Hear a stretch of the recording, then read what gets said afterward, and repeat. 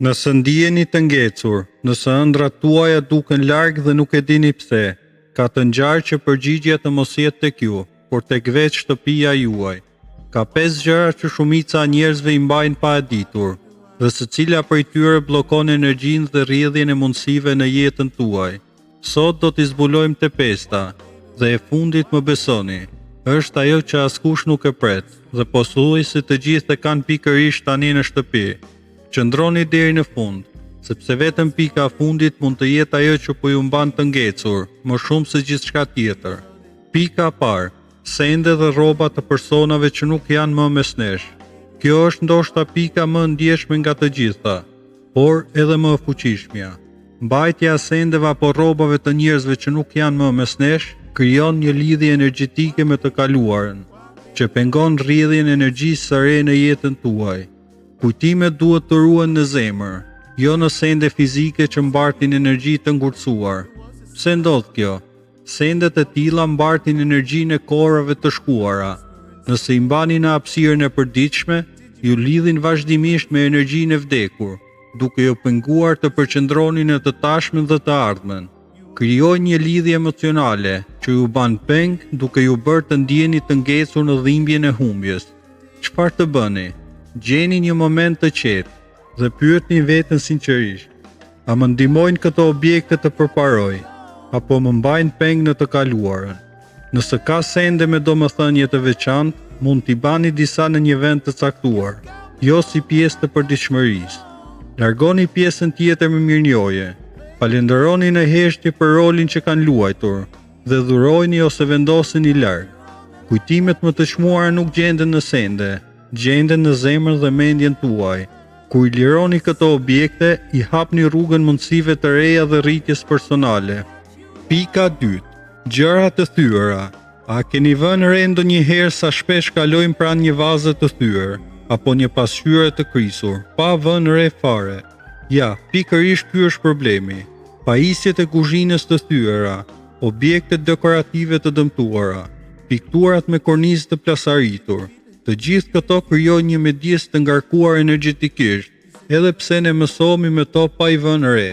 Sendet të thyera simbolizojnë ngecje dhe humbje, mbartin një energji të paplotë që ndikon negativisht te ju dhe përpjekjet tuaja për përparim. Shtëpia juaj është tempulli juaj, dhe sendet e thyera krijojnë bllokim në rrjedhin e lirë të energjisë pozitive. Në fakt, çdo gjë në hapësirën tuaj pasqyron gjendjen tuaj të brendshme. Çfarë të bëni? Shikoni rreth shtëpisë dhe shënoni çdo send të dëmtuar. Nëse mund të riparohet në mënyrë të sigurt dhe estetike, riparojeni. Nëse jo, falenderoni objektin për shërbimin që ju ka dhënë dhe largojeni.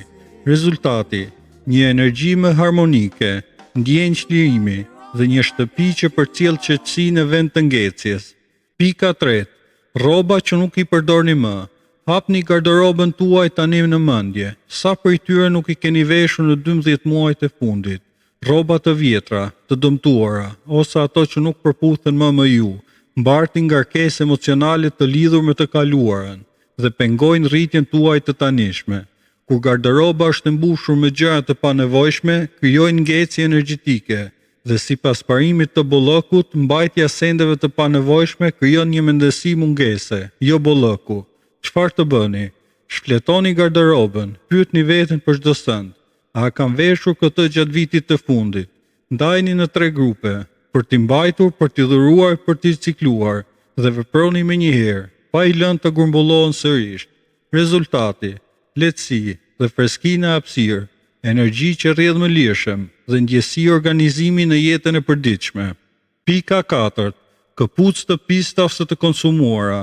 Këpucët tregojnë udhëtimin tuaj në jetë, dhe nëse janë të konsumuara apo dëmtuara, mund të simbolizojnë pikërisht atë ndjesi të një udhëtimi të vështirë që po përjetoni. Kur këpucët janë të pista, sjellin energji të padëshiruar nga jashtë brenda shtëpisë tuaj, e cila është tempulli juaj. Dhe me që këpucët janë baza që mbështet trupin tuaj fizik, gjendja e tyre ndikon jo vetëm te këmbët, por te vetë energjia që përcjellni.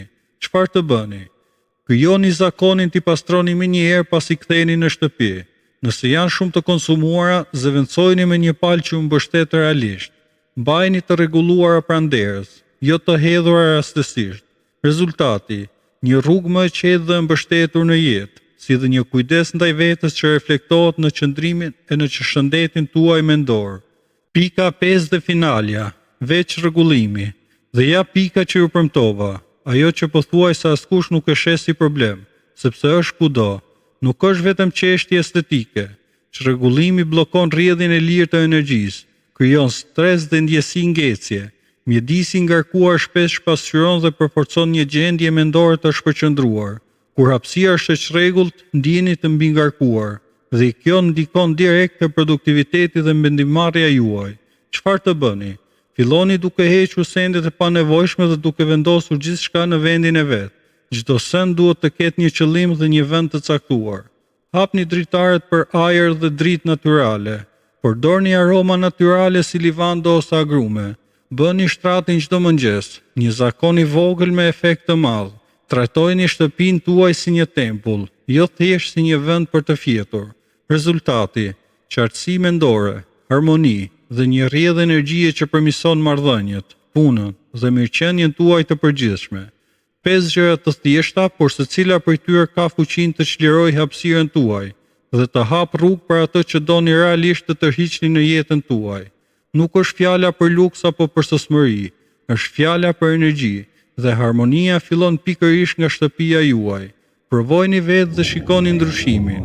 Nëse kjo video ju ka frymëzuar, tregoni në komente cilën nga këto 5 gjëra do ta hiqni të parën, dhe nëse doni të vazhdojmë këtë udhtim bashku, abononi tani, sepse kanali do sjell çdo javë përmbajtje për zhvillim personal. Shihemi në videon tjetër.